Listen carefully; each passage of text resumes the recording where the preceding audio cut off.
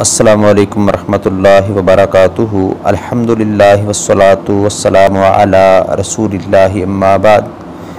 اعوذ باللہ السمیع العلیم من الشیطان الرجیم من ہمزہ ونفخہ ونفثہ۔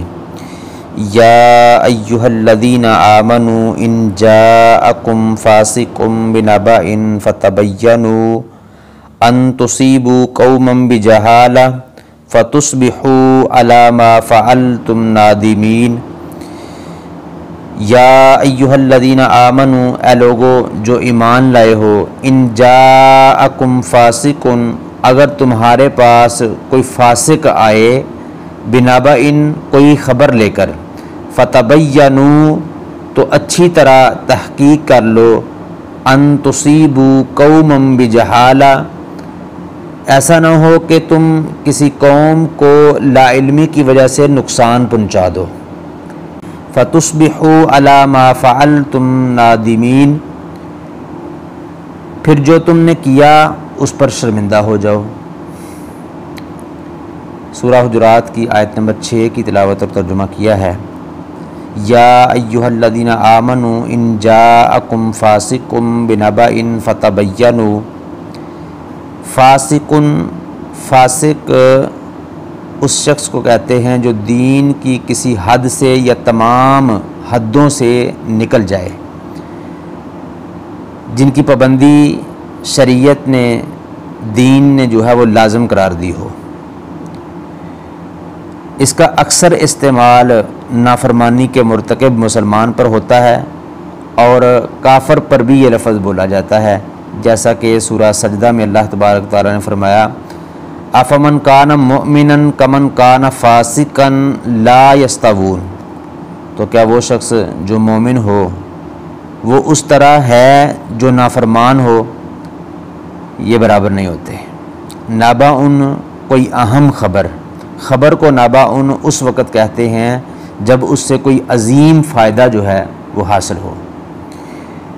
اس آیت کریمہ میں اللہ تبارک و تعالیٰ نے مسلمانوں کو ایسے ادب کی تعلیم دی ہے جس کا اہتمام ان کے دین اور دنیا کے تمام تر معاملات میں لازم ہے، بڑا ہی ضروری ہے، اور جس کی پابندی نہ کرنے سے بے شمار نقصانات کا اندیشہ ہے۔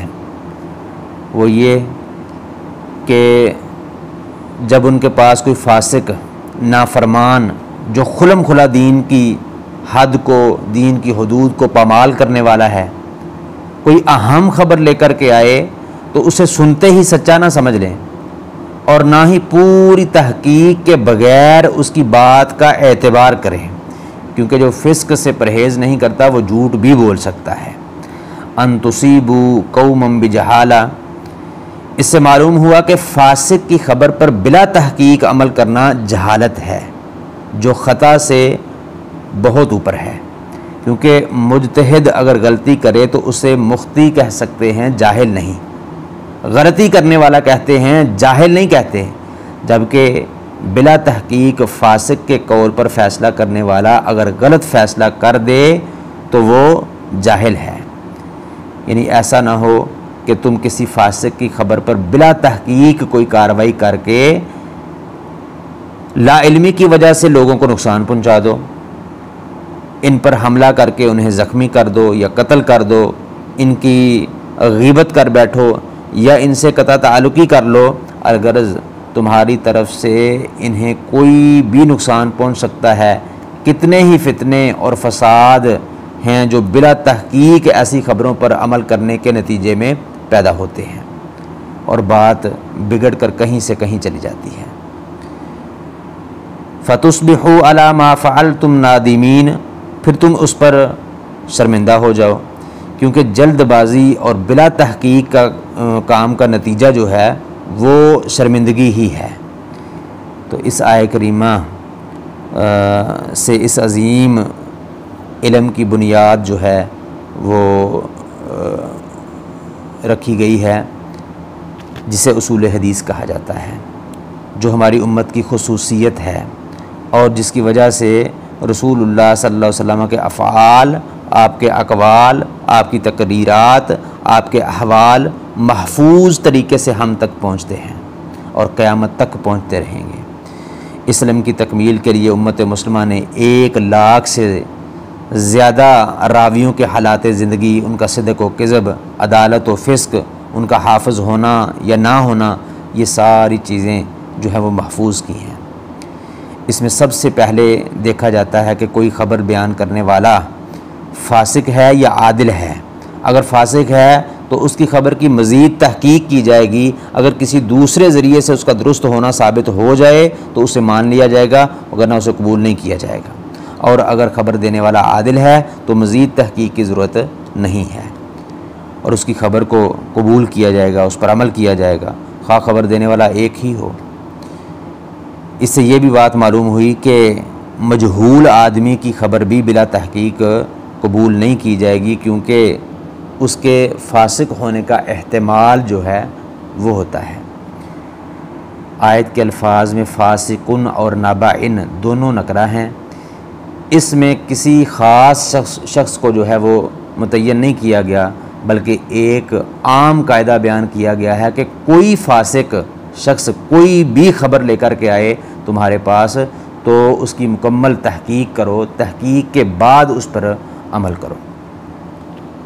تو اس کا تعلق ہمارا آپس میں ایک دوسرے کے ساتھ ہو پھر بھی، اور اللہ کے رسول صلی اللہ علیہ وسلم کے ساتھ ہو، دین کے ساتھ ہو، تب بھی اس کی جو ہے وہ تحقیق کرنی ہے، مکمل تحقیق کر کے پھر اس پہ عمل کرنا ہے۔ کیونکہ ہمارا ایک دوسرے پہ آپس میں ایک دوسرے پہ جھوٹ بولنا یہ بھی گناہ ہے، حرام کام ہے، جائز یہ بھی نہیں ہے۔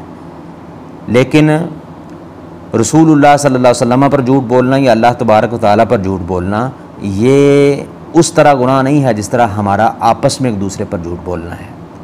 یہ بہت بڑا گناہ ہے، کبیرہ گناہ ہے، اس کے بارے میں بڑی سخت وعیدیں ہیں۔ تو آج جو ہے ہمارے معاشرے میں سوشل میڈیا پہ، فیس بک، واٹس ایپ پہ یہ عام ہے۔ اللہ کے رسول صلی اللہ علیہ وسلم پر جھوٹ بولنا یہ عام ہے۔ یوں ہی کوئی بات لکھ دی جاتی ہے اور نیچے القرآن لکھ دیا جاتا ہے، حالانکہ قرآن مجید میں وہ بات نہیں ہوتی۔ بے شمار پوسٹس ایسی آتی ہیں کہ بات لکھ دی جاتی ہے اور نیچے لکھ دیا جاتا ہے الحدیث، حالانکہ وہ حدیث نہیں ہوتی، رسول اللہ صلی اللہ علیہ وسلم کا اس بات سے کوئی تعلق نہیں ہوتا۔ تو اس سے ہمیں ڈرنا چاہیے، اس سے ہمیں بچنا چاہیے، کیونکہ اللہ کے رسول صلی اللہ علیہ وسلم کی بات جو ہے ان پر جھوٹ بولنا یہ بہت ہی بڑا گناہ ہے، کبیرہ گناہ ہے، حرام کام ہے، اور اس کے بارے میں بڑی سخت وعید ہے۔ اللہ تبارک تعالیٰ قرآن مجید میں اپنے اوپر جھوٹ کے بارے میں فرماتے ہیں فَمَنْ أَظْلَمُ مِمَّنِ افْتَرَىٰ عَلَى اللَّهِ كَذِبًا، کہ اس سے بڑا ظالم کون ہے جو اپنے رب پر جھوٹ بولتا ہے۔ یعنی سب سے بڑا ظلم اللہ تبارک تعالیٰ پر جھوٹ بولنا ہے، اور سب سے بڑا ظالم وہ ہے جو اللہ تبارک تعالیٰ پر جھوٹ بولتا ہے۔ اور رسول اللہ صلی اللہ علیہ وسلم پر جھوٹ یوں ہی کہہ دینا یہ اللہ کے نبی صلی اللہ علیہ وسلم نے فرمایا ہے، یہ اللہ کے نبی صلی اللہ علیہ وسلم نے کرنے کا حکم دیا ہے، یہ کرنے کا اتنا ثواب ہے، یہ کرنے کا اتنا گناہ ہے، یہ سوشل میڈیا پہ عام ہے۔ تو رسول اللہ صلی اللہ علیہ وسلم پہ جھوٹ بولنا بھی عام نہیں ہے۔ صحیح بخاری میں، مسلم میں، دیگر کئی کتب میں حدیث ہے، رسول اللہ صلی اللہ علیہ وسلم نے فرمایا من کذب علی متعمدا فلیتبوأ مقعدہ من النار، جس نے مجھ پہ جان بوجھ کر جھوٹ بولا اس نے اپنا ٹھکانہ جہنم میں بنایا۔ تو ہر بات کی آپس میں ایک دوسرے کے ساتھ معاملے والی بات ہو اس میں بھی تحقیق کرنی چاہیے، اس میں بھی بغیر تحقیق کے کام کریں گے تو فسادات پھیلیں گے، فتنہ پھیلے گا۔ اور اللہ کے رسول صلی اللہ علیہ وسلم کے متعلق بات ہو، ان کی طرف جو ہے وہ منسوب کی ہوئی بات ہو تو اس کی بھی تحقیق کر کے پھر اس کو آگے دوسروں تک پہنچائیں، تاکہ ہمارے لیے وہ نجات کا باعث اور سبب بنے، ہمارے لیے عذاب کا اور جہنم کا جو ہے وہ باعث اور سبب نہ بنے۔ اللہ تبارک تعالیٰ سے دعا ہے کتاب و سنت کو صحیح معنوں میں سمجھنے، عمل کرنے اور دوسروں تک پہنچانے کی توفیق عطا فرمائے۔ وما توفیقی الا باللہ۔